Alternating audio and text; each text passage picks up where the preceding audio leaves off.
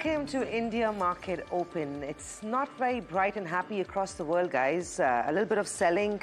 I'm not surprised. The markets were looking for an excuse to book profits, and they've pretty much found more than one. Sorry, I'll just mention it's not just the markets which are skittish. India-South Africa cricket match, if you saw, South Africa 10 wickets, then India lost 10 wickets, and then South Africa came back to bat and lost 3 wickets as well. So it's not just the markets, by the way. Skittish across the world. At least I didn't see it. I don't know. Neither did I. But we can tell you what happened overnight, and we feel your pain. We feel your pain. No, but the market's under pain too. The markets are under pain, and the reason is the Fed minutes. And like Samina said, it's an excuse that was being hunted for, and the excuse is definitely there. So let's quickly tell you what's been happening overnight. Fourth consecutive day of losses. On Wall Street, the Dow was down nearly 300 points, and the Nasdaq also pretty badly hit.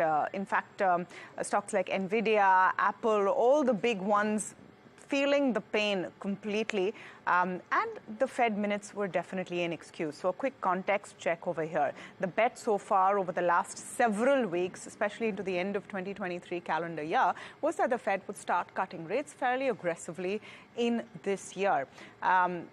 The minutes are showing that, yes, that could be on the agenda, but the timing is not very clear. And I'm just going to pull up one quote of what came in from the Fed minutes, where they say, in discussing the policy outlook, participants viewed the policy rate as likely or at near its peak for this tightening cycle, but they noted that the actual policy path will depend on how the economy evolves. And if you go through the minutes carefully, that includes an indication that if the conditions are not benign, then rate hikes are also not off the table. So this is something that everyone already knew theoretically, but the minutes has definitely made it very, very real. Fed did what it did best, is confuse people. You know, for the Fed President Barkin, I think, right? That was the Richmond Fed President Barkin to say that interest rate hikes also remain on the table. I mean, come on, guys, let's be real. No, so anything can happen. It's always there. Chance. But let's be real. I mean, the fact that, I mean, no one knows better than this, but I'm just saying, okay, maybe let's put it this way, that everybody and their aunt believes that the trajectory of the economy and rates are lower. Very unlikely that hikes are on the table. That's the limited point. I mean, yes, the timing of the cuts could be debatable, but hikes, come on. So I think it's important for the Fed to also reiterate that we have everything at our disposal, and that's what they have done.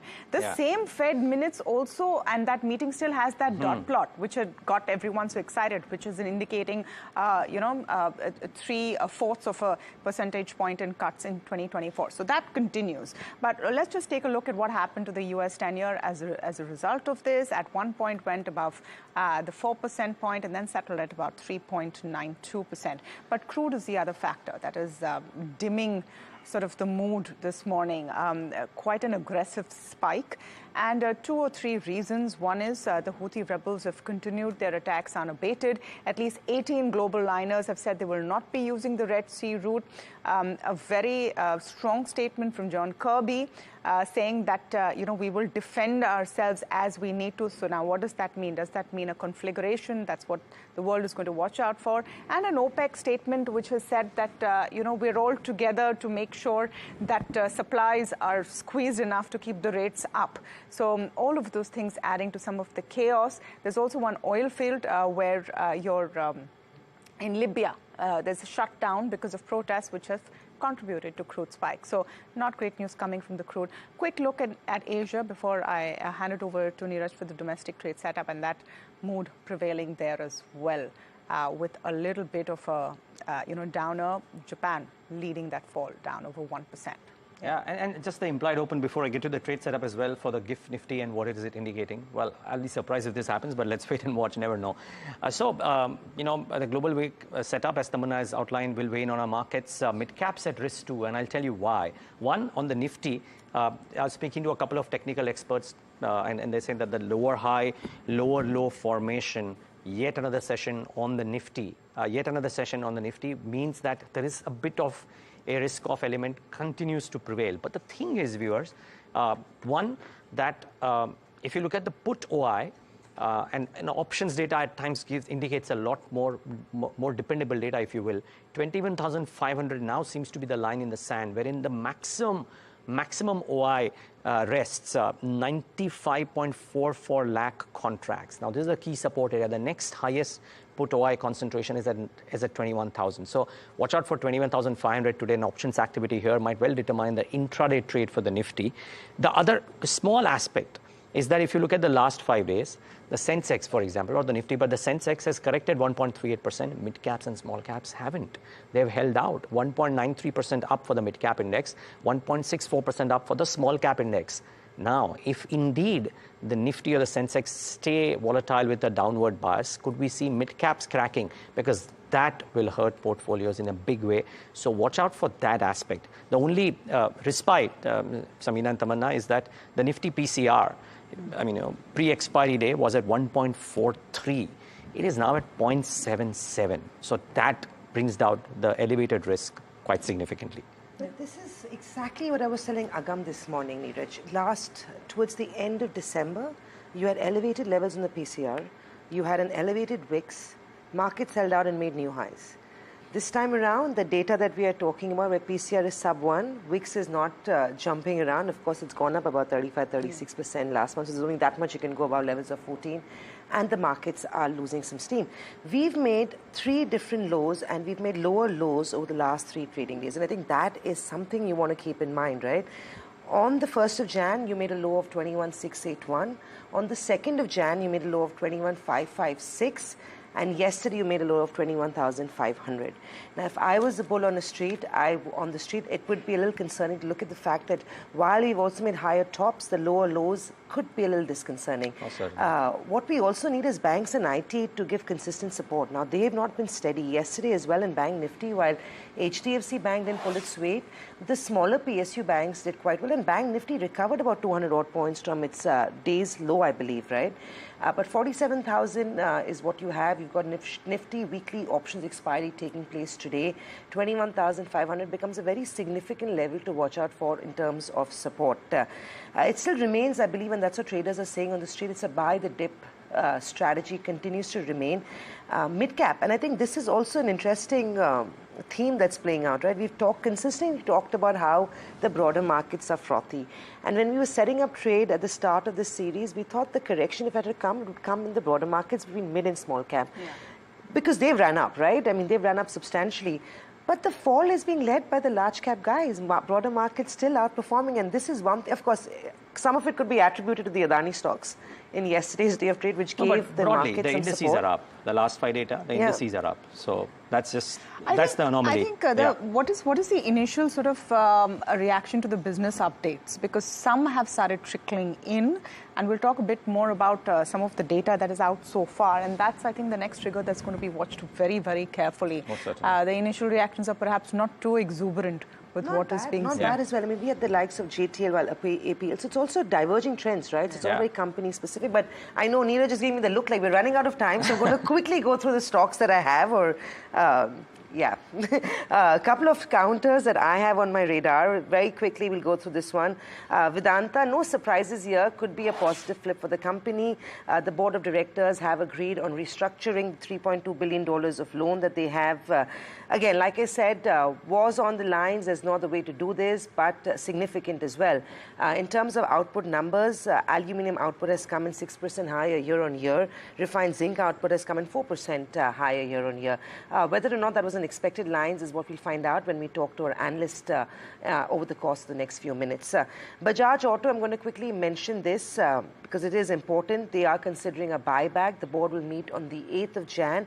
Remember, every time the management has indicated that if they've had enough cash on the books, they've always believed in giving it back to its investors. And this happened in Jan 2022, where they did a buyback to the tune of 2,500.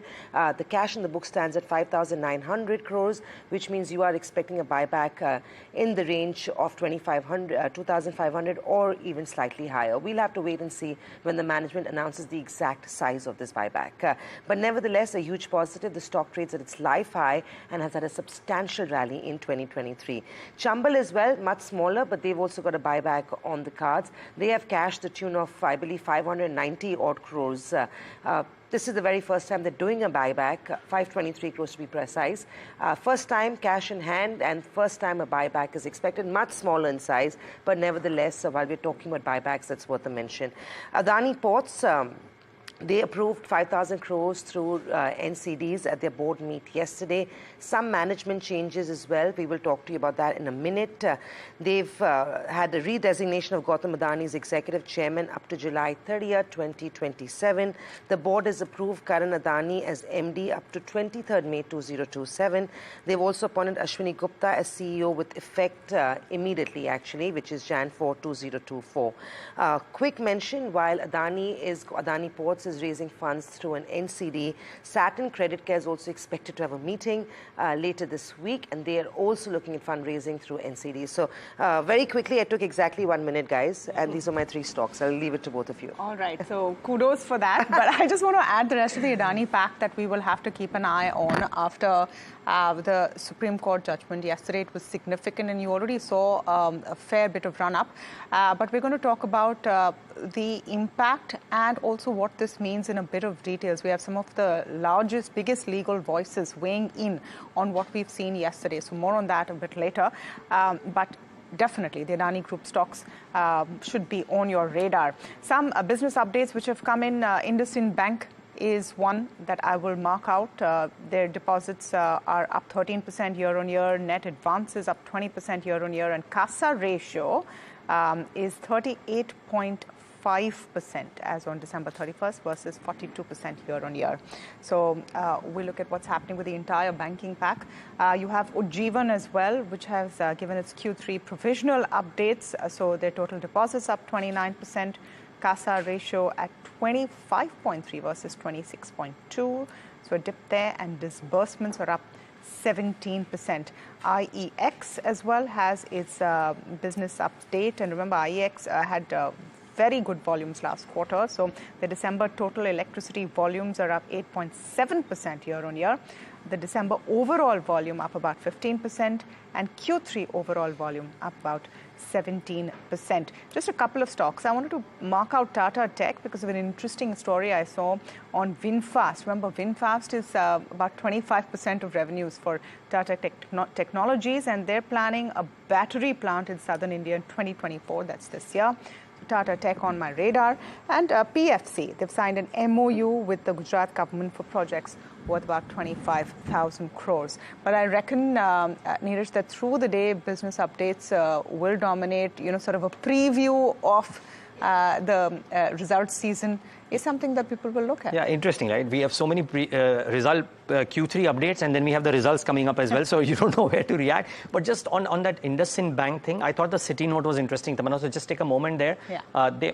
Independent of whether they were buy or a sell is one thing, but Citi said that the advance growth is below the Q2 growth and is lower than the Citi estimates as well. So I think that line kind of stood out.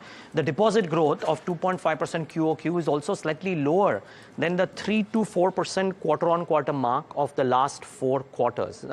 This is the NIMS and ROA, which is separate, but the deposit growth piece is extremely important. That 2.5% quarter-on-quarter, which is slightly lower than the 3 to 4% quarter-on-quarter of the last few quarters that they have maintained. I think that is an important thing, so watch out. If IndusInd Bank dips, you know why it is dipping, marginally lower than what people thought of. BGR Energy, a 700 crore market cap company, has said that SBI has classified loans to the company as substandard, and it has about 2,060 crores worth of exposure as of November 30th. They have said that the company's been servicing the interest and other charges, so watch out for that. Lastly, 2 brokerage notes. Delivery has been raised to overweight at Morgan Stanley, price target 455 rupees. Remember, recently it was upgraded by Citi as well, yesterday or day before. So watch out for Delivery today. If indeed it reacts. And guys, watch out for Infosys. Raised to buy at UBS. raised to overweight at JP Morgan with the target price of 1800. And while Morgan Stanley is maintained that overweight, they have raised the target price to 1700 as well. So we have a piece of rising yields, but Infosys in particular seeing consensus buy calls. Ahead of earnings. I mean, we'll have to wait and watch what happens on 11th of Jan. Yeah, and 3 large brokerages coming out with their buy call. Wow. So, and it's well-timed, right? You saw these IT stocks correct. And I know, Niraj, you don't think that we might have a positive opening, but there's a good chance we might open positive. The last couple of quarters, we've been leading the way for global markets, right? So I'm trying to be optimistic here, guys. Wow. We're believing the implied open for this morning.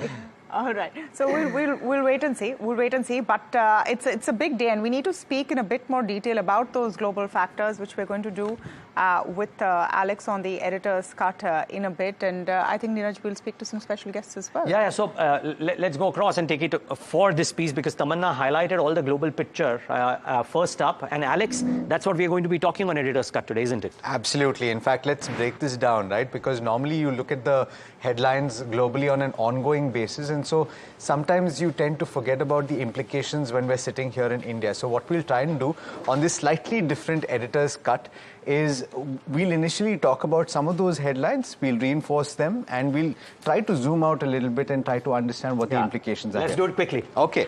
So what, according to you, are the top takeaways from the Fed minutes? No, I mean, I think we highlighted it quite succinctly, Alex, just about 5 minutes ago, that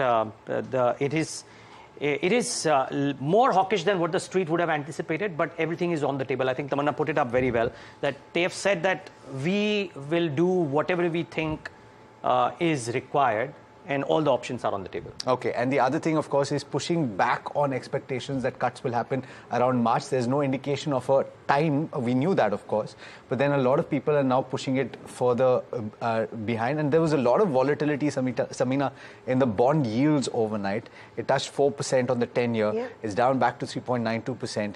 The question is, do we see a bit of a pullback in the bond markets and therefore a little bit of softness in the equity markets in the near term? I think it's a very fair point. And one thing that we should mention today is, while you've had those Fed minutes, the bigger cue will come in tomorrow when you've got your non-farm payroll data, right? That is not expected to disappoint the markets, which may not be great for the bulls. So just substantiating what we saw in the Fed minutes, which said that the rate cut may come a little later. And this is what I'm very confused about. Nobody said there was going to be a rate cut in March. And nobody now is saying there's no rate cut in March. Right? The bulls want to believe it. The bears want to believe it this morning. But I guess Peter will help us break this down. Peter will help us break this down. In fact, let's bring Peter Maguire on as well. We've got Peter Maguire, the Chief Executive Officer of XM Australia, joining in. Peter, we're trying to parse the data that we have right now. What are you making of the latest with regard to the Fed minutes, of course, and the trajectory of bond yields and what it means for global equity markets? Well, good morning, Alex, and greetings from Sydney, and Happy New Year to everyone. You've got it. Certainly, it's a pleasure to join you. Look, I'll tell you what, I think the market's a little bit, while they're hawkish, and I took on board Niraj's comments, I'm also, there's one of, when is the rate cuts going to actually get traction? And this is the thought. The investors and traders are saying there could be 150 basis points this year. Fed's saying 75, somewhere in the middle. And when do we see blast off? Is it by Easter? Is it going to be in March? So I think we've just got to get through this first month. I'm looking to see how NFP hits the market tomorrow night, non-farm payrolls, and a couple of other moving parts, where the dollar is, and let's see if anything happens as far as US equities over the next couple of weeks. So, yeah, there's plenty of issues that we're going to take on board and really, get an idea of where we see movement. Peter, good morning to you. I believe it's still morning in Australia. But do you reckon that this is more a temporary shift in a sentiment which might last for a day or two? Because the overarching theme or trajectory seems to be lower inflation, lower economy, and lower yields. Sure, the minutes could spur the yields higher for a day or two or three, but the overarching trend is still lower? I think so, Niraj, and I think that's exactly right. You know, you'll get little bumps in the road, and let's see what happens over the 48 to 72-hour window. But yes, the overall theme, I mean, they're conscious as far as where inflation, it's certainly heading in the right direction. You've been also assisted globally with cheaper energy markets. So that's helped from a consumer standpoint. And then this has all got to feed into, naturally, I think, investors' appetite to take on risk. what's happening in this first month will be interesting. Remembering with that huge rally November and December, no one was going to sell because of the tax implications in April. So if they're going to sell this year, and that may be a little bit of profit taking, and people see other opportunities. So yeah, it's going to be a really nice run up. I think the first quarter will be quite dynamic, and so yeah, strap yourself in. It could be a lot of plenty of opportunity for traders. Hi, Peter. It's Samina joining in as well.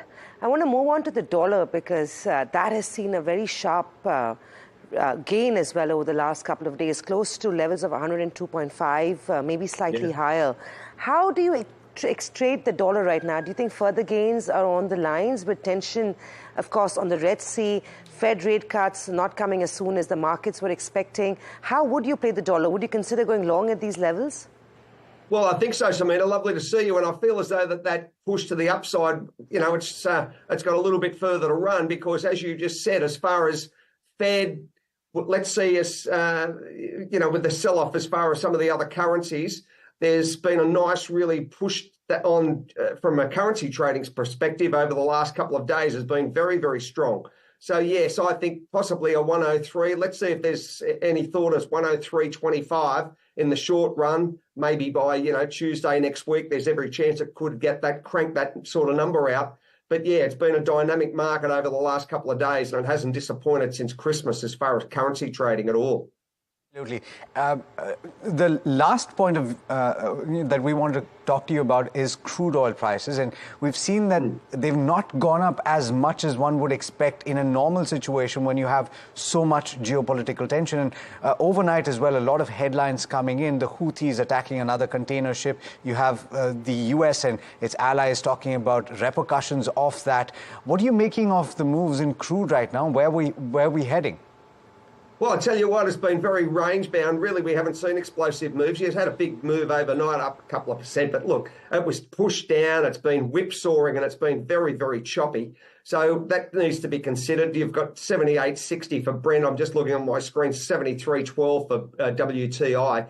So, yeah, look, it's been range-bound. I think the smart, when it went to US dollar, they pushed that up. Crude's taken a little bit of a backseat. I really would have thought that, something as far as the Houthi situation would have pushed crude higher. So it just goes to show that unless you see something dramatic happen in that Red Sea and that choke point around the Gulf of Aden, then maybe, we've just got to wait and see how it all plays. But look, there's every chance that will create, I think, further upside.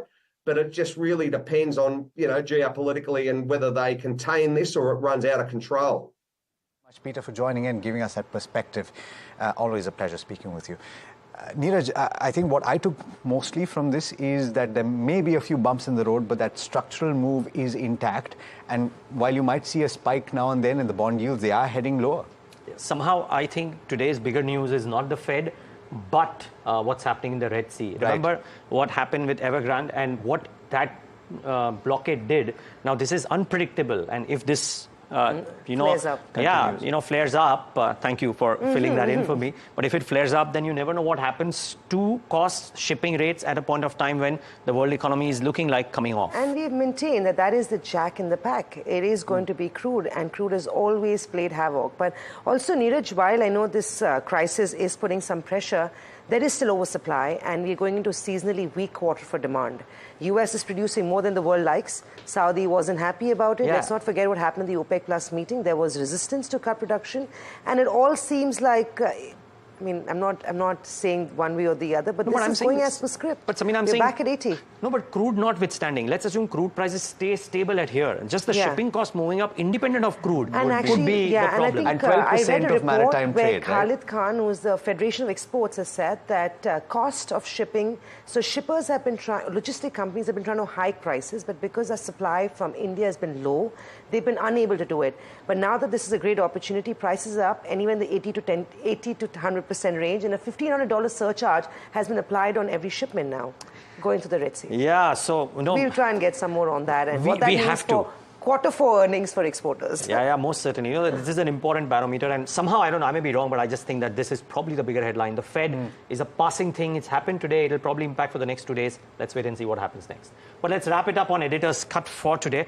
Please write to us if you believe that there is some stuff that we should talk about on this to give you our perspective. But this is it on the Editor's Cut for today. But before we take a break, I think what is also important is to talk about the biggest news story of yesterday, arguably the biggest news story of this week. The Supreme Court gave the Adani Group and SEBI, I might add, a clean chit in the Adani Hindenburg case, dismissing all the allegations against the Adani Group, and the cases being shifted out of SEBI's purview. The Apex Court also ruled that petitioners could not provide enough material to transfer the Adani Hindenburg probe to a special investigation team or CBI. Hear out some of the voices who have spoken to the NDTV network.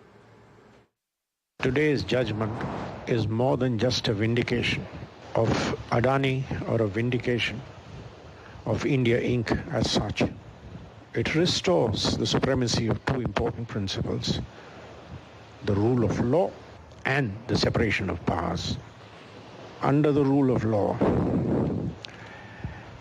unsubstantiated allegations, bazaar gossip, media speculation are all inputs for regulators and investigating agencies. They are not evidence on which courts can act.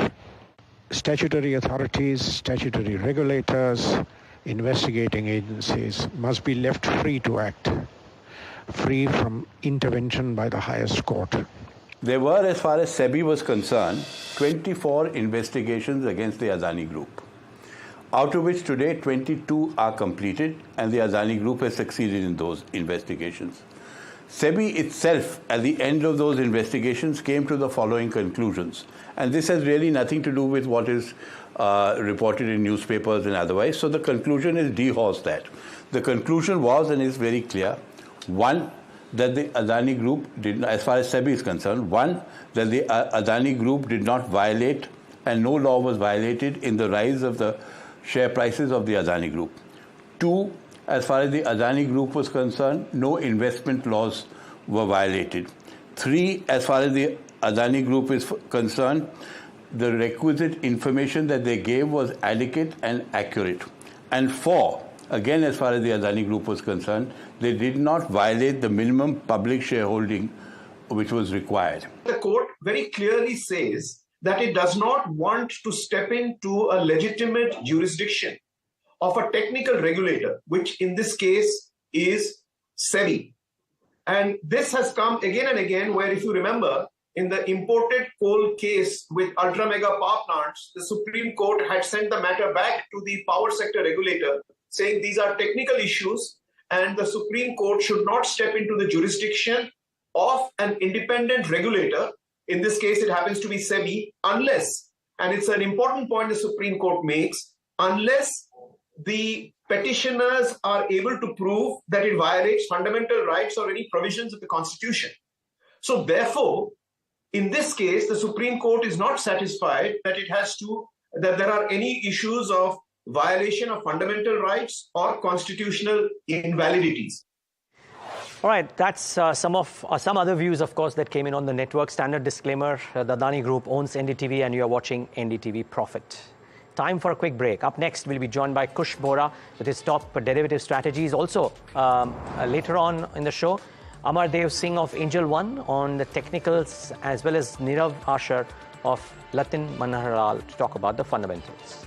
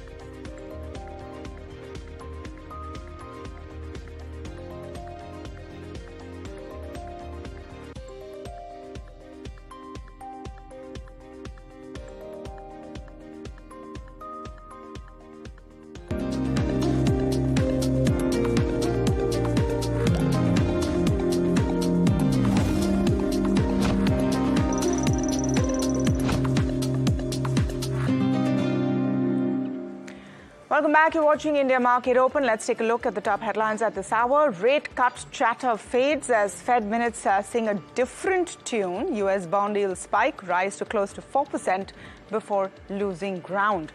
And global markets on a correction mode. Nasdaq down for the fourth day, and Japan leads losses in Asia.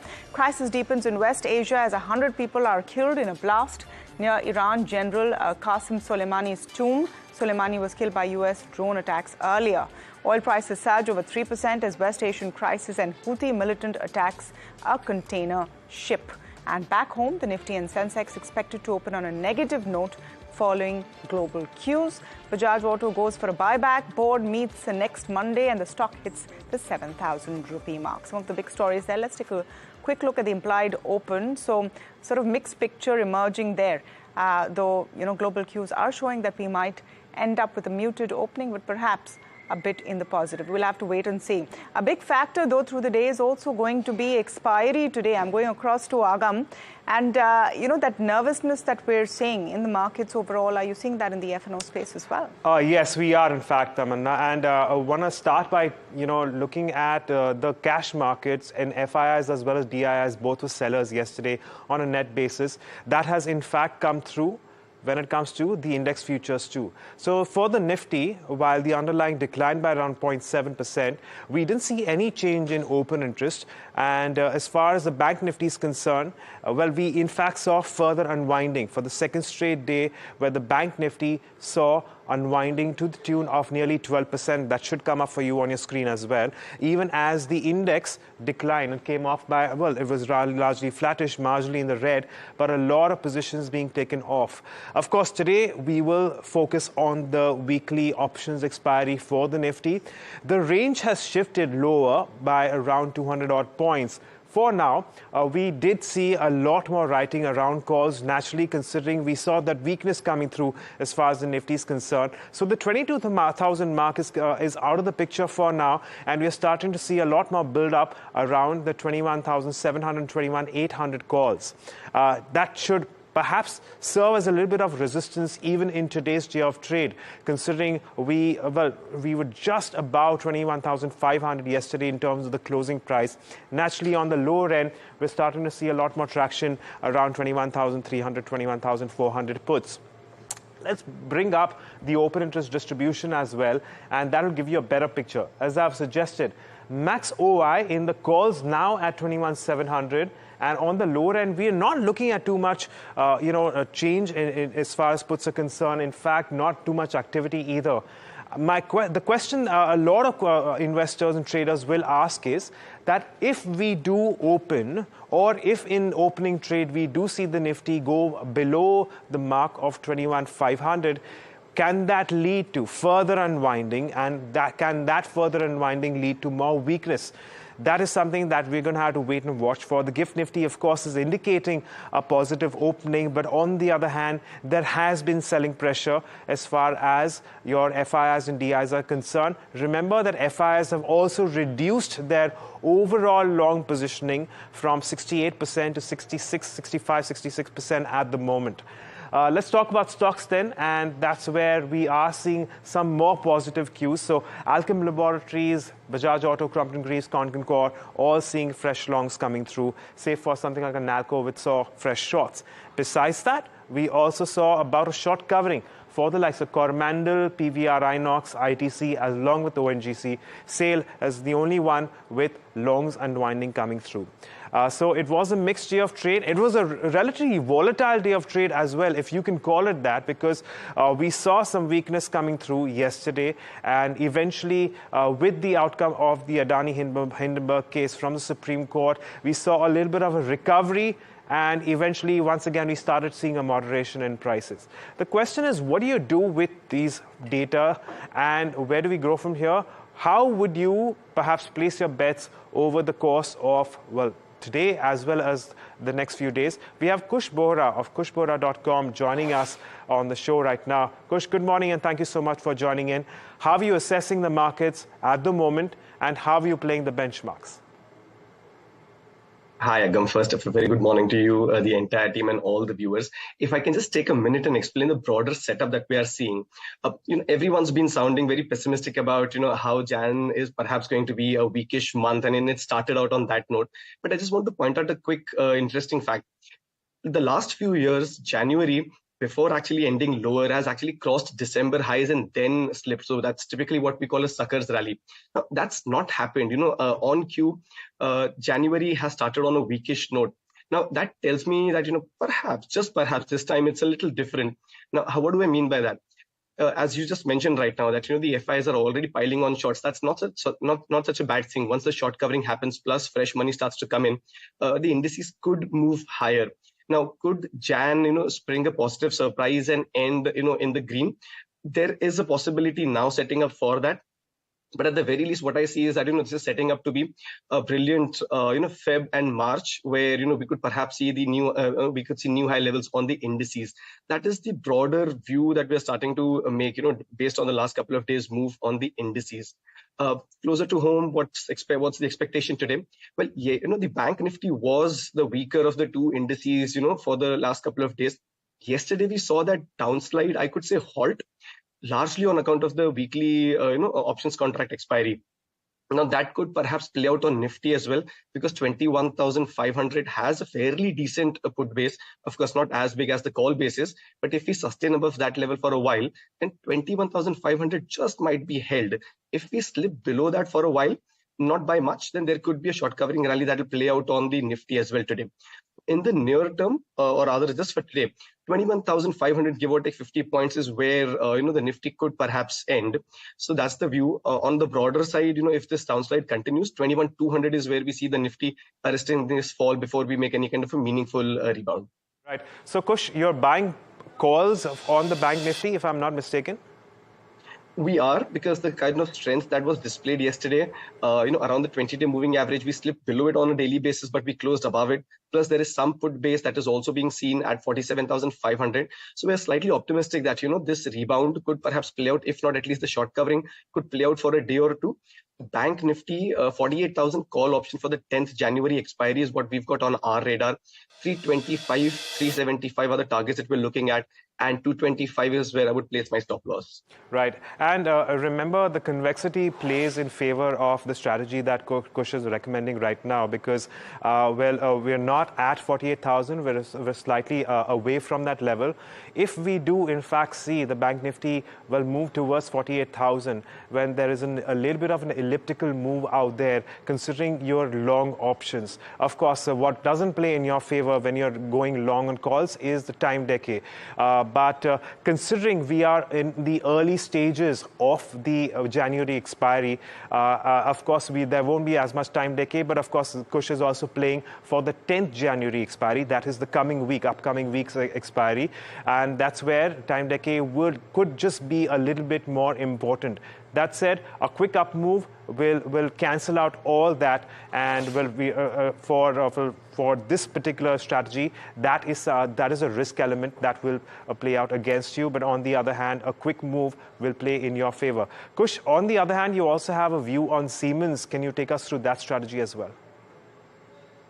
In fact, Agam, yesterday wasn't such a bad day for a stock-specific action, and that's where a lot of our optimism is starting to spring. Now, Siemens in the whole capital goods space had not participated due to its own reasons, mainly the global parent, holding reasons rather than the domestic reasons. But once the stocks actually made a base and started to rebound, it's actually seen a very interesting up move, and there's a lot of catching up to do. We believe that Siemens could actually be a very strong positional bet from here on as well. But from a near-term trading perspective, 4,100 call option is something that we've got, on our radar. 175 and 200 are the targets that we're looking at, and 125 is where I would place my stop loss. And as a standard disclaimer, these are some of the calls that we've discussed, as a part of our advisory service with our clients as well. Siemens, 4,100 call option, 175 and 200 is the target. and 125 is where I would place my stop loss. All right, and it makes for a pretty decent risk to reward ratio as well, which was flashing up for you on your screen there. You're making nearly 2 points for 1 point of risk based on, of course, the stop loss and the target that Kush has set as far as Siemens is concerned. And this is largely around at the money call that Kush is recommending. Kush, on that note, I'm going to take a moment to thank you for taking us through your calls as well as trading ideas for the markets. And with that, it's over to you, Samina. Thanks for that, Agam. It is looking like a day when there could be stock trade or stock-specific opportunities to make money. The Nifty, the Bank Nifty are two that you want to watch out for. Nifty options weekly expiry as well today. It is looking like it could be a positive start. At least that's what the implied Nifty open is saying. Well, there'll be lots of stocks to focus on. Bajaj Finance is topping the list. Pretty solid set of business updates coming in from there. Strong growth seen in third quarter FY24. AUM has grown 35%, I believe. AUMs have crossed 3 lakh crores for the very first time. Harsh is standing by with more on that. Harsh, it's looking good for Bajaj Finance. It will be a stock that will be in focus from the word get-go this morning. Well, yes, absolutely, Samina. Very strong set of numbers coming through from Bajaj Finance. We've seen customer franchisee go up by 5% sequentially. We've seen 38 lakh customers added. Now the customer franchisee has breached the 8 crore mark. And that seems to be chugging along quite easily, even given the higher base. Quickly moving on to the new loans booked, it's come in just short of the 1 crore number, 98.6 lakh number, and it's up 26% year over year. So new loans also coming through fairly well, given the new customer base that's been added. Your AUM is where the number really stands out, 35% growth with regard to where the AUM is concerned. 3.11 lakh crore is now where the AUM stands at. 20,700 crore worth of AUM added only in this quarter alone. Now, mind you, on a base of 2.9 lakh crore, that is a very, very sharp growth. 7% sequentially in Q3 is what Bajaj Finance has grown. Some of the unsecured lenders seem to be growing quite well, but Bajaj Finance is a league of its own because your asset quality in Bajaj Finance has always been quite strong. And therefore, the growth does not seem to be at the cost of asset quality. At least that's what one can extrapolate given the past. And therefore, that number really stands out of 7%, despite everything that's happening with regard to risk-weighted assets, with regard to everything on the policy front as well. That number really stands out. Your net liquidity surplus is healthy at 11,600, which is roughly half a quarter worth of liquidity given the current growth rate. And your deposit book is at 58,000 crore, which is again grown at 35% year over year. So overall, a very strong update, well above the guidance that Bajaj Finance has typically given out. Indeed, Harsh. It'll be interesting to see what happens to the stock because it's been an underperformer all through last year. In fact, over the last 6 months, the stock has done 6%. Year to date, it's flat in trade. So a positive reaction is what should be expected. The guidance turning out to be very solid for Bajaj Finance. Numbers as well, well above what the street was expecting. Harsh, beyond Bajaj Finance, a whole bunch of other names as well that we'll be tracking. I believe you've got IndusInd, IEX, Vedanta as well. So big other move was expected. Okay, I think we've lost Harsh. We'll go back to him in a minute, but we've got Nirav Asher, Head of Equity Research Analyst, and Latin Manharlal joining us this morning. Nirav, very good morning. I would love to start with the Nifty, but because we were talking about Bajaj Finance, I'll come to you first on Bajaj Finance. Solid sort of reporting in terms of numbers, liquidity also record high. The stock, on the other hand, has been a huge underperformer. Keeping in mind with how it's been for Bajaj Finance, would you buy the stock, add it to your portfolio at this stage? Yeah, thank you for having me on your show. I think it's been a good quarterly update as far as Bajaj Finance is concerned. And I think hopefully we are at a stage where things should begin to turn around for the stock. And I think we expect a positive reaction, especially after the strong numbers which have been posted by Bajaj Finance. And a lot of this will also depend on the quality of the results, because I think the net interest margins and the quality of the bottom line will also have a bearing on whether we see follow-up buying in the stock. But for the moment, it's a positive. Nirav, what's the trend looking like for something? Good morning, of course, Niraj here. For something like a Bajaj Finance at a point of time when we are looking possibly at rates coming off, and that might be more conducive for one set of financials versus the other, read banks. So how does this augur not just for this quarter or today, but for the rest of the year as well? I think till now what we have seen is that the interest rate cycle has, the interest rates have generally peaked off. And of course, going forward, there is going to be a pressure on the margins. So the net interest margins are likely to come under pressure. And I think the biggest challenge for the banking or the NBFC sector is the deposit mobilization.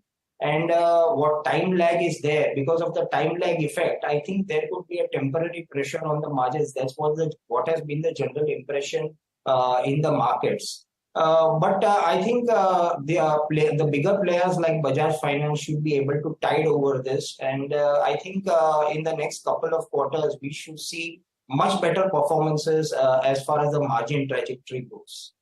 Nirav, good morning. Tamanna here. Great to have you on the India Market Open. I want to get your sense of what kind of a day we're about to have. So global cues have been consistently negative, worrying, Fed minutes, crude, etc. We've spoken about it in detail. Do you think that overhang will be seen in today's trade and opening, or the focus will be more on the business updates and the results coming in for Q4? While the business updates have been quite positive, but I like to point out a few factors. I think this year itself has started on a very tepid note as far as the markets are concerned. If you see the first 2 days, if you see the auto sales numbers, after that we had the cement sales, and yesterday we had the performance of the metal sector and the IT sector. Now, if we were to just dissect this performance, if post-COVID, we've seen that whenever we analyze any company, we look at the volume growth, we look at the value growth, and we look at the operating profit margins, and we see the cash flows. What happens is that after COVID, post-COVID, we've seen that the growth has been largely driven by values. Volume growth has largely been very, very evasive.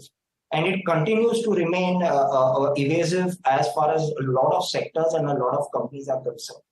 If you look at companies like HUL, they have said very clearly that they from Q3 onwards, they expect the volume growth to pick up, and the value growth is likely to take a backseat. Now, that is not happening. We've seen in the auto numbers also. The auto numbers were down because the auto companies were down because the volume growth has largely disappointed. There was a volume growth in some areas which disappointed. There was volume growth which degrowth which also disappointed. So in the case of Ultratech Cement also, I think the volume growth was a disappointment as far as the stock is concerned. As far as the IT sector is concerned, it was impacted by the global cues, and I think the same holds true in the case of metal sector also. So if one were to understand these four sectors, I think markets would like to wait till the start of the quarterly earnings season so that we can understand what is the volume growth trajectory going forward, whether it can revive or not. And that would play a very important role as far as the market performance is concerned.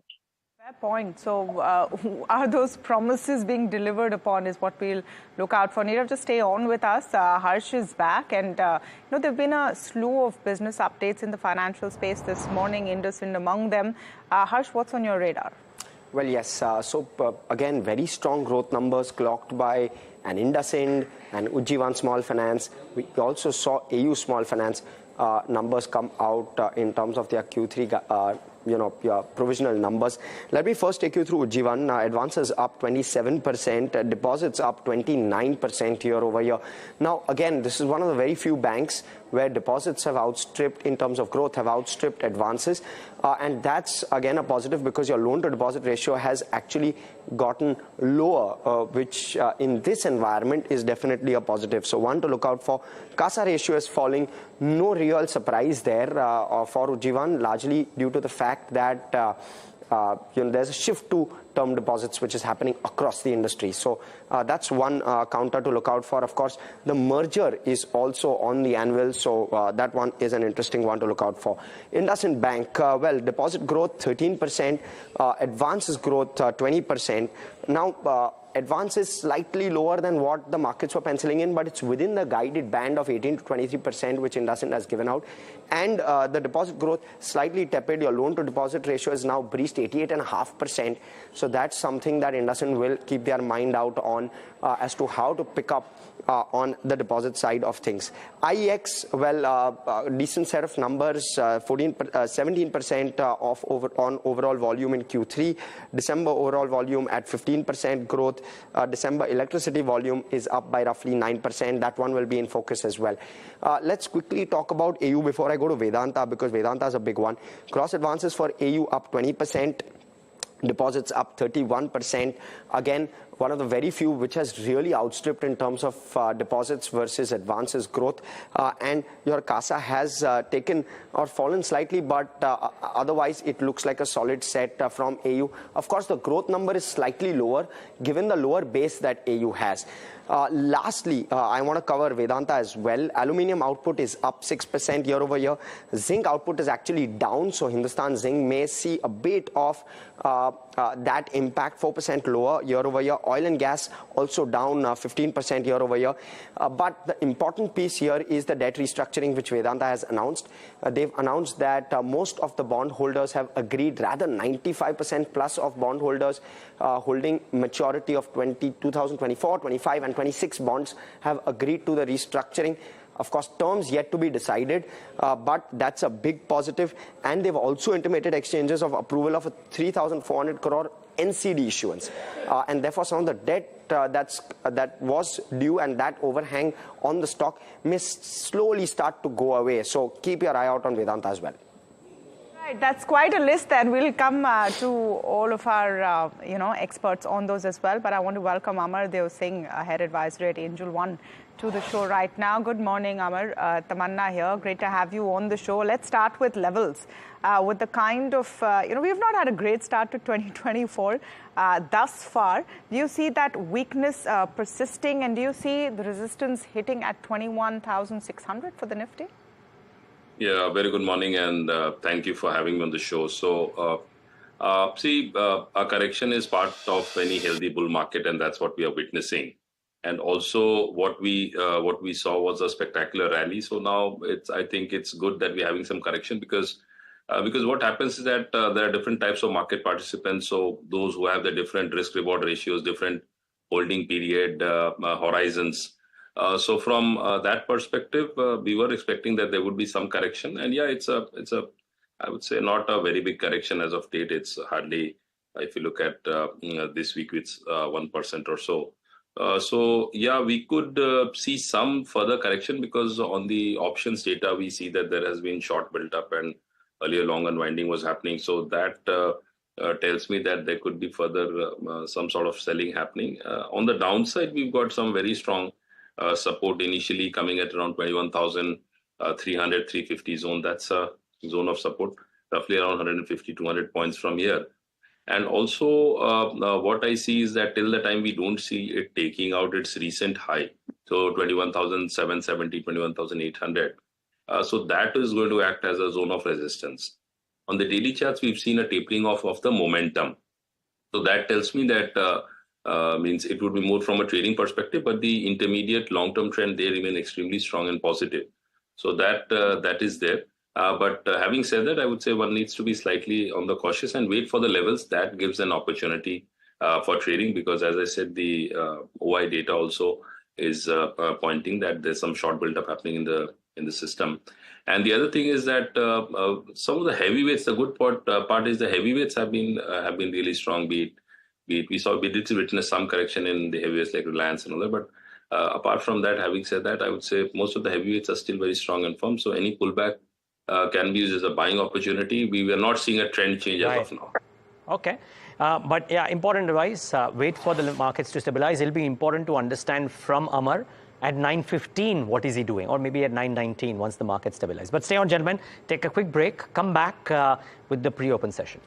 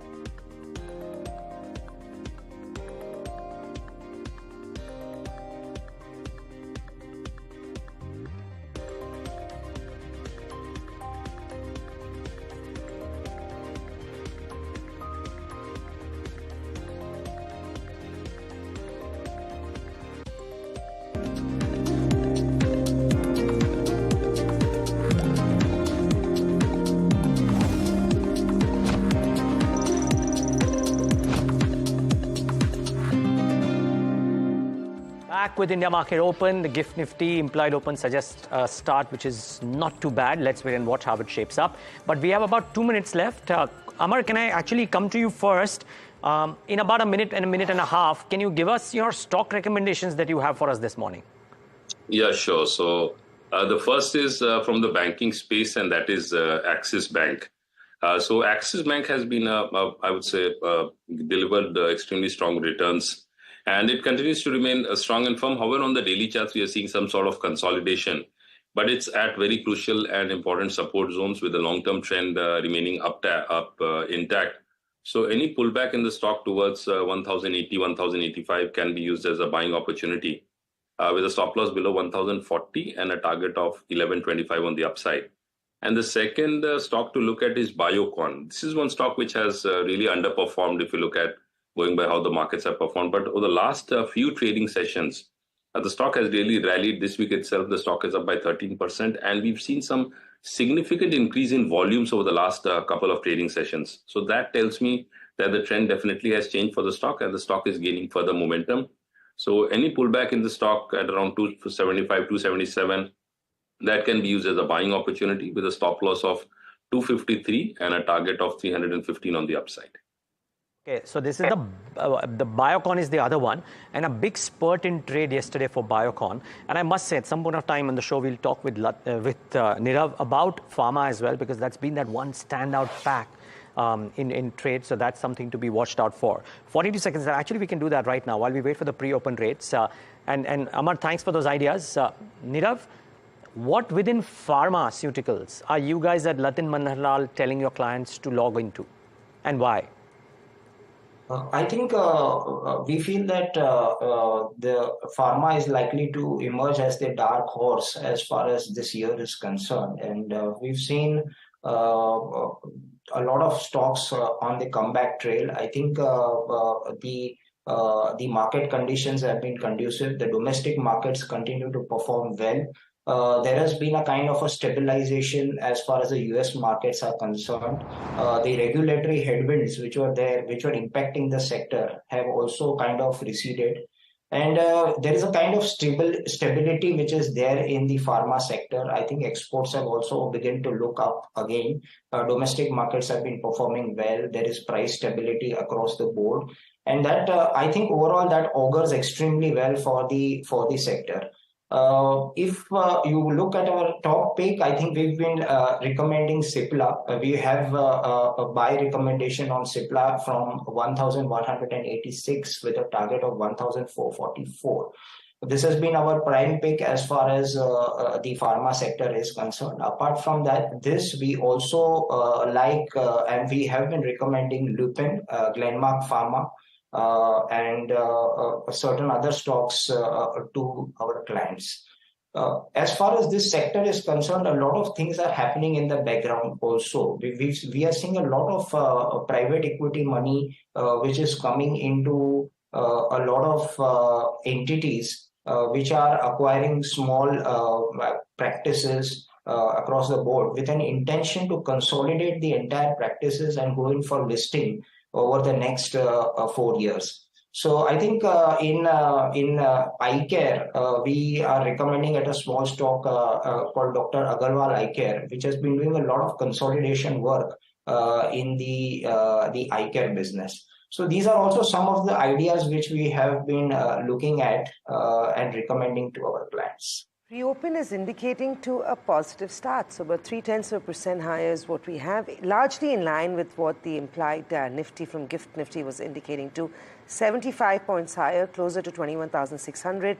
I don't think we should get such a big gap up, but a positive opening is what's on the cards this morning. Nirav, I want to come to you on IT and Infosys in particular. Niraj highlighted a couple of big brokerages that have increased their target price on Infi ahead of their earnings on the 11th of Jan. Would you recommend to your clients to build positions on Infosys ahead of numbers? Actually, as far as IT sector is concerned, our preferred pick is TCS. We prefer TCS as compared to the peers in the large cap space. And I think we would like to study the numbers of Infosys and the commentary in particular before taking a call on Infosys. Amar, you quickly want to come in technically on the charts? Any IT stocks you'd bet on? I would imagine there'd be a little bit of a pullback on those names today. Yeah, I would say that TCS is again coming to a very good level, because earlier it had rallied towards the 3,900 levels, currently it's on 37. So any pullback in the stock towards the 3,600, 3,650 level, that can be a very good buying opportunity from a short-term trading perspective. Let's quickly, talk about the big news story of yesterday, and you saw that huge impact on all the Adani stock prices. Adani Ports also then once again with fundraising news in the highlight and on target, and all of those stocks will actually be, that stock is actually up 2.5% in pre-open, Adani Ports, but the Adani pack will be in focus once again. I just want to get first Nirav's view on the upside that you see. I think while yesterday's ruling is very, very positive as far as the entire Adani group is concerned, but if you were to ask me, we would like to be more selective as far as the stocks are concerned in this Adani group. So the focus will be on those stocks where there is a strong execution which is happening, where there is a possibility of very strong cash flows emerging in the near future. So from that perspective, I think we would like to look particularly at Adani Ports and SEZ, Adani Power and Ambuja Cements. Just a quick technical view also with Amar on the entire Adani pack and what is the kind of upside you see. There's an interesting HSBC report out as well on Adani Ports today. So if I look at Adani stocks, yeah, we've seen some very strong rally here. And talking about Adani Ports continues to remain positive on the charts. So we'll have to watch out for yesterday's high. That was 1144, 1150. So 1140, 1150, that's going to act as a zone of resistance. If that is taken out, then the stock is definitely traded higher. Looking at the other Adani stocks, Adani Power, again, that is remaining strong technically on the chart. So there is a pullback, but it has got resistance coming at around 580 odd levels.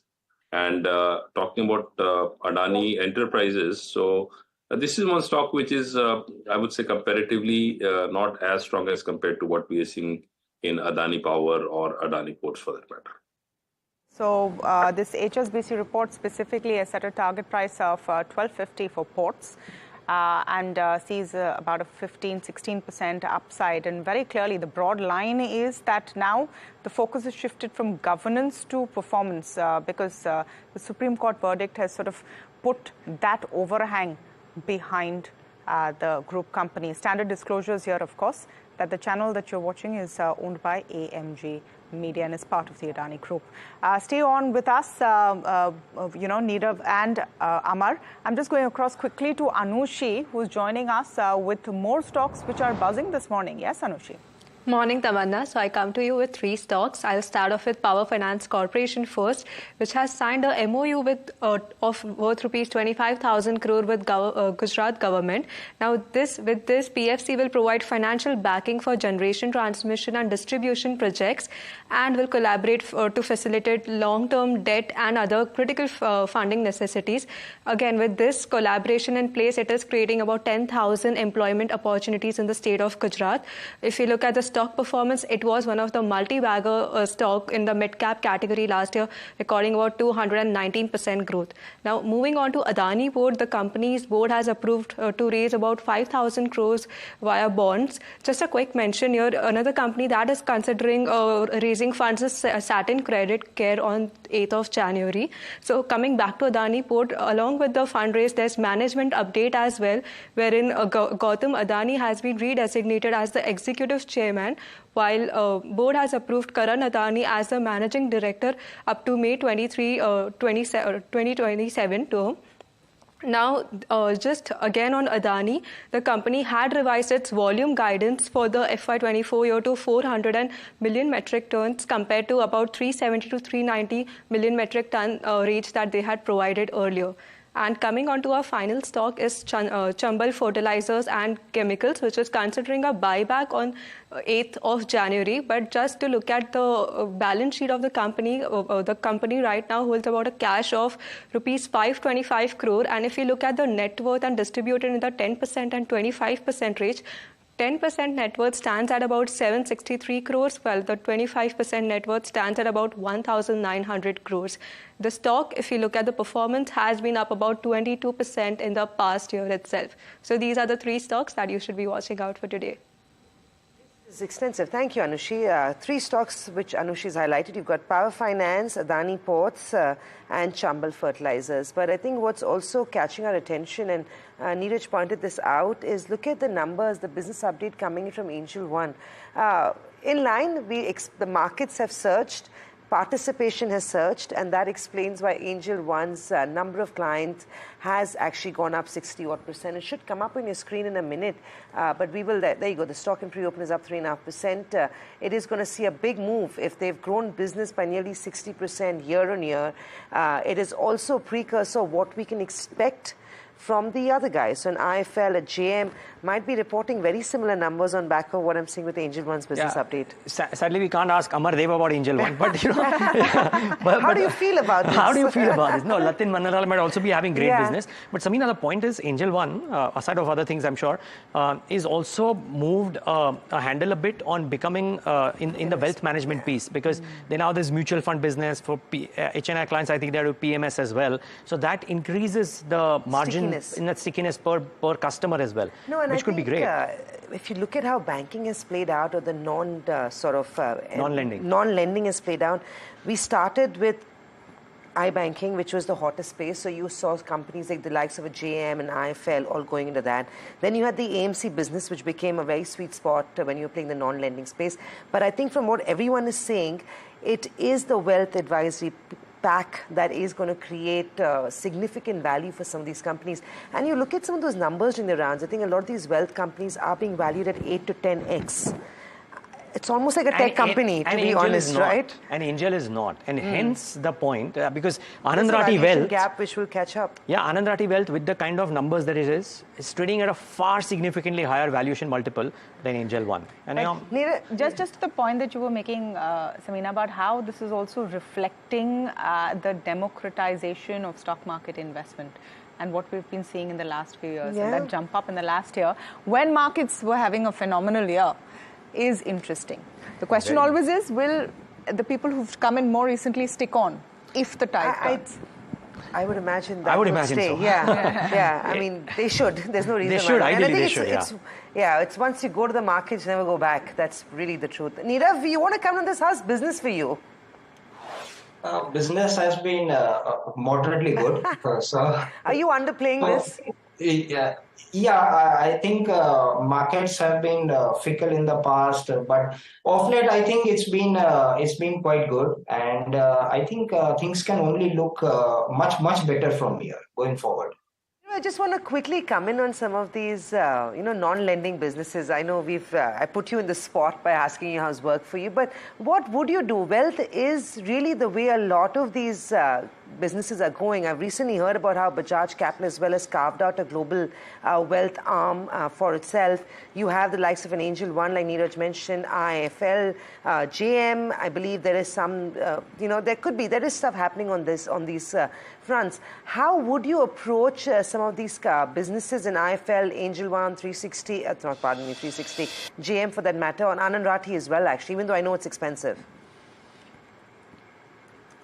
So if you were to ask me, I'll just say one thing, that advisory is the way forward, because the next generation, of course, they're far more organized as far as their investments are concerned. There is the biases and the prejudices which were there previous generation are no longer there as far as the new generation is concerned. They want to go in for more informed decision making. They are not hesitant to seek advisory services, etc. So I think that itself increases the scope for a lot of avenues like mutual funds or PMS services, wealth advisory services, etc. So I think this is a very, very positive and a healthy trend going forward. Okay, just about 2 minutes left. Just want to mark a few things. So Bajaj Finance posed a pre-open session. Samina wins the bet today. She didn't wager anything, but the pre-open session is in the green, so that's part one. By the way, I remember, Samina, you still owe me for the bet that you lost earlier. What are you talking about? We'll talk about it after the show. But yeah, Bajaj Finance has started off well, so that's part one. And OMCs might be in focus because two brokerages, CLSA and I think Morgan Stanley, have downgraded oil marketing companies. So watch out for those as well in the session today. A couple of things to monitor for sure. Amar, very quickly, Infosys seem to be the talk of town. I know we asked you about this earlier, but it's starting off just about 1% higher. Would you trade this one or would you trade a Bajaj Finance? It's starting off 2.5% higher, Bajaj Finance. Yeah, I would say going by the charts, Bajaj Finance looks a better bet because Infosys is more of a playing around the support zone. So, but any pullback should be, one should look at Bajaj Auto, you said, no? Finance, Bajaj Finance or Infosys? Okay. So Bajaj Finance is one I would say prefer looking at it because it's been consolidation and now we are seeing a breakout from that consolidation. So the only level to watch out for Bajaj Finance on the upside is somewhere around 76.40, 76.50. That's a key zone of resistance. Once that is taken out, then the stock is definitely headed higher towards the 8,000 levels. Okay, we have about 40 seconds left for the market open. Amardev, your top technical call for the day today. One stock that you would bet on today morning. I would say that I would recommend Biocon because I had spoken it about earlier. This is one stock definitely. It's changed its trend and we could see the stock rallying towards the 315, 320 mark once it starts sustaining over the current levels. Okay, watch out for Biocon. That is the top call. Gentlemen, stay on. We'll take in your opening thoughts and before we let you go. But about 18 seconds left for the markets to kickstart trade. Keep in mind that Infosys, to an extent, the oil marketing companies, on the Nifty, the Adani twins, but the broader end of the spectrum, the Adani Greens, Adani Total Gases of the world will also be in focus. And keep a keen eye out for what's happening to stocks like Bharat Forge and MM Forgings because the Class 8 truck sales haven't looked very impressive. But here are the first trades. 82 points higher for the Nifty, 21589. If this is how it shapes up during the course of the day, by the way, it's coming off, but if this is how it shapes up during the course of the day, then you're certainly seeing dips getting bought into. Let's bring up the Nifty Bank and Nifty IT. More importantly, Nifty Bank today is still a lot sanguine. And yesterday too, by the way, the Nifty Bank outperformed. But the Nifty IT is adding weight, 0.7% higher. Clearly, those brokerage calls seem to have had an impact. Pull up the mid caps and the small caps very quickly before we go to the heat map. 0.5% for the mid cap index. The small cap index, 0.5% as well. The outperformance continues there. Bring up the heat map and see what's moving. It has to be IT and the Bajaj twins. Okay, so Bajaj Finance and Bajaj Finserv doing very well. I must say, Bajaj Holdings and Maharashtra Scooters are having a field day. Yesterday they were up because of Bajaj Auto. Today they might be up because of the Bajaj Finance update. 3% higher for Bajaj Finance now. Clearly the standout stock. The other one is Adani Ports, 1.5% higher.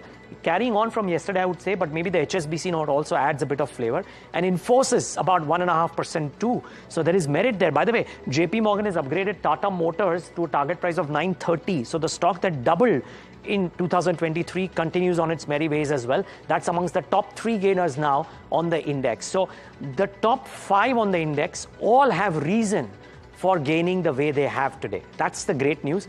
A lot more green, very little red. BPCL down today, downgrade by 2 brokerages on the oil marketing companies. I suspect HP and IOC too could be lower. There is weakness in Bajaj Auto after the big push of yesterday's session, but that's about it on the losers. Oil marketing companies on one side, to an extent HCL Tech, which also saw downgraded, Morgan Stanley is down.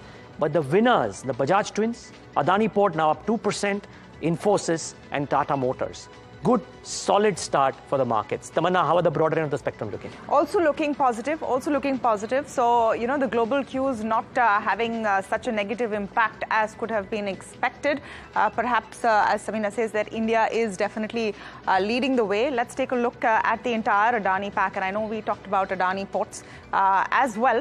But, you know, you're seeing the bump up from yesterday persists, and Adani total on the top of that list this morning with a 3.5–4% rise that we are seeing. I'll just look at Vedanta very quickly. Some of the stocks and news that we spoke about and marked out in the beginning of trade. Vedanta has got, I would say, a lifeline, a sigh of relief on their consent of bondholders, so they have they're pushing forward that date. So as a newsmaker, Vedanta is doing fairly well, 1% up this morning. IndusInd Bank, I was keen to see because business update and 3 brokerage notes with a whole range of target prices.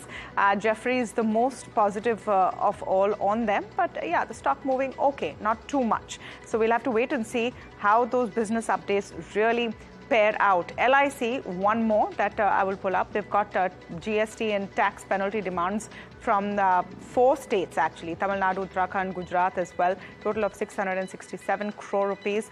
Not too much difference over there. And just Zomato, because it has been in a lot of focus, and there was a bit of news on its step down subsidiary in Poland initiating liquidation. So those are some of the stocks that are doing okay, but no massive buzzers this morning that I have spotted. Samina, anything on your list? There are a few names, Tamanna, which aren't doing too badly. Torrent Power, that stock is the biggest gainer across the broader market. 6.5–7% gains on the stock. Remember, they've signed an MOU worth 47,350 crores with the Gujarat government. This name came through yesterday. The stock continuing to gain on that, 7% higher, or 7.5%, almost 8% now on Torrent Power is what we have.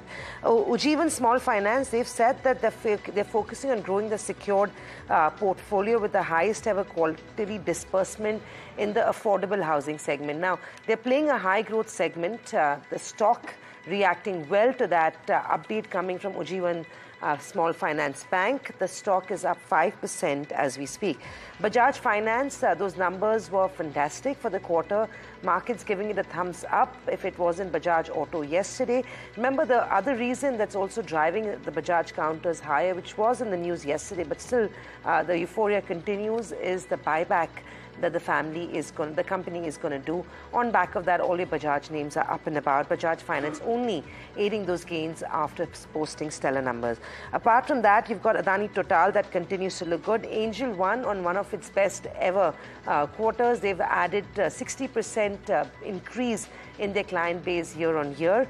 On back of that, the stock is up 3%. Pull up JM, IFL as well, because that will give you a sense of how that whole industry is really playing out. GM is up 1%. IFL should continue to do well as well, 0.5% higher. Anand Rathi, if you want to pull that one up, should also help you get a sense of what the industry is looking at. Fertilizers continue to do well. Chambal, of course, on back of the buyback, is doing well. This is the 3rd straight day running. You're seeing the fertilizer pack actually trade. We've been calling it sector rotation. Not sure what's on the anvil, but all your stocks, so be it a GSFC, Chambal, FACT, all those counters trading. Deepak Fertilizer up any in the range of 1 to 3–4% each. RCF is up 2%. Across the board, that space looks good. We will try and delve and understand what's happening here, but for now, that pack looks good. Niraj has mentioned how Infi is looking good, and that's leading the way up. I did think earlier as well that the pullback could be led by the IT pack, and that's what's happening. Couple of brokerage upgrades on Infosys, the positive emotion spreads across the broader IT pack, and all your IT stocks are actually seeing some buying ahead of the earnings season. All in all, it's not a bad-looking market. We have seen a little bit of a pop this morning. Bank Nifty, IT, you want them to continue to support the index on a more reliable and consistent basis. But if that happens, I wouldn't put it past us to actually close about 21,600. I am not sticking my neck out, but I think that could be a possibility. Yeah, well... and of course, sorry, quick one. OMCs are under pressure. So they're on back of your 3% rise on crude. IOC, BPCL, HPCL, all getting whacked. Also, the 2 brokerage downgrades that have come in, both CLSA as well as Morgan Stanley, are tactically downgrading all marketing companies. The other factor, I don't know if we marked Bandhan Bank. If we have, okay, we did. Okay, because that stock was up 5% Good yesterday. Numbers. And the Q3 update is looking okay. So it's carrying on from where it left off yesterday. So good going there as well. Actually, quick opening thoughts and a few stocks which are carrying forth from yesterday. Amar, and of course, your opening thought on what you do with the index predominantly, but also couple that up with a view on Bandhan Bank. Yeah, sure. Thank you. Index definitely, as I said, that we should be on the buying side. Don't look at any means weakness as I would say, a trend change. It's more of a profit booking that's happening at the level. So any pullback is to be used as a buying opportunity. The range which I spoke about, 21,500 on the downside, 21,800 on the upside, that's a range to be looked at. Daily charts are indicating some sort of consolidation. Talking about Bandhan Bank, what we see is that Bandhan Bank is again one stock which really hasn't delivered returns because the stock had corrected from almost 700 to currently trade around 250, 256 odd levels. But now we are seeing a trend change in the stock. But a crucial level to watch out for Bandhan Bank would be around, I would say, 265, 270. That's a very strong zone of resistance. Once the stock starts sustaining above that level, then you can expect the stock to rally towards the 320, 350 level. So that's the level to watch out for, 265, 275. That's a major zone of resistance for Bandhan Bank. Yeah, absolutely. Just another sector that's firing this morning is real estate stocks once again. Look at Sobha. Sobha up 5%, Brigade, Macrotech, the entire pack seeing a really good pump up, and even the index now sitting pretty over 21,600. So not a bad start to the morning at all. Nirav, just a quick word on real estate, and there's already been a massive run up, but are there any favorites over there? Yeah, but if you were to ask me, I think the best is yet to come as far as the real estate sector is concerned. And I think as we have indicated earlier, that there are certain sectors like railways and defense, etc. I think real estate would also come in the same category, where we could see a multi-year bull run.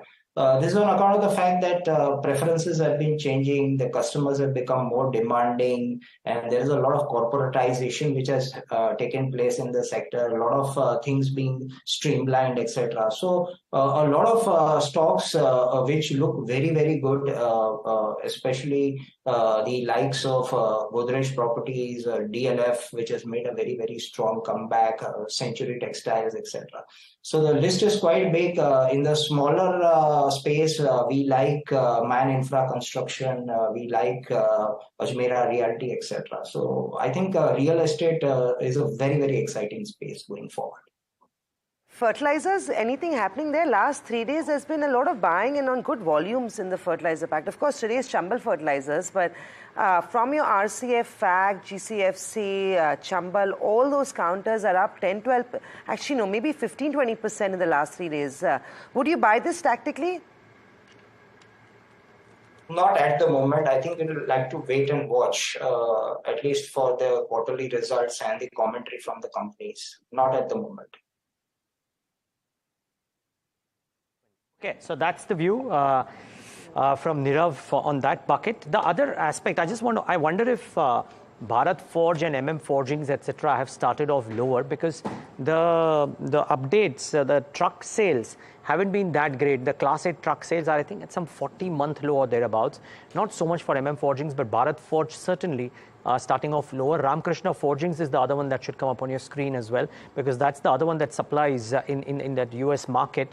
And both Bharat Forge and maybe RK Forgings could be slightly lower. No, RK Forgings is doing okay for itself. So let's wait and watch. Okay, Nirav, we haven't asked your fundamental idea today thus far. If you had to give one recommendation as a brokerage house, one out of the many that your house is telling your clients to buy in right now, which one would that be? I think we'll go with Nestle because the Jan 5th record date is quite near. The stock goes in for a split. And I think after the split, we will see a lot of opportunities as far as growth is concerned. I think we'll go with Nestle for the time being, yes. Nestle, pure defensive FMCG player, is the top idea from Nirav Asher and Latin Manalal Securities. Quite something. Okay, wonder how it looks on the chart, Samar. FMCG, the last 2 days of December showed a bit of spunk. Since then, it's been rather quiet. Nestle or any of the other FMCG names? Yeah, I would say if I look at the FMCG names, Britannia also looks positive and strong on the chart. So currently we are witnessing some sort of correction there. That's a, I would say, healthy correction. But any pullback in the stock can be used as a buying opportunity. The stock has got strong support coming around the 5100, 5150 levels. So any pullback towards those levels can be used as a buying opportunity. The level to watch out for Britannia on the upside, I would say, is it needs to sustain further above the 5200 mark. Then the stock can rally towards the 5350, 5400 levels. The long-term trend continues to remain extremely strong and positive for the most of the FMCG stocks. Okay, just a quick look at what's happening with Angel One, and we discussed it and the business update numbers before opening. That stock up 7%. Nirav, I just wanted a quick word from you on the OMC pack before we let you go. A slew of factors, brokerage reports, but also what's happening with the Red Sea crisis and what it means for crude prices as a bit of a risk factor building there. Do you see this as a buying opportunity, or would you stay away for now? Actually, it could be a buying opportunity because what we have seen is that the crude oil prices tend to move in a range. We've seen that whenever the crude oil prices have come inch closer to $85, $90, there's been a lot of pressure as far as the buyers are also concerned. So the emerging markets, we can see quite a lot of pressure on the emerging markets, how to balance their budgets and make purchases of this crude oil.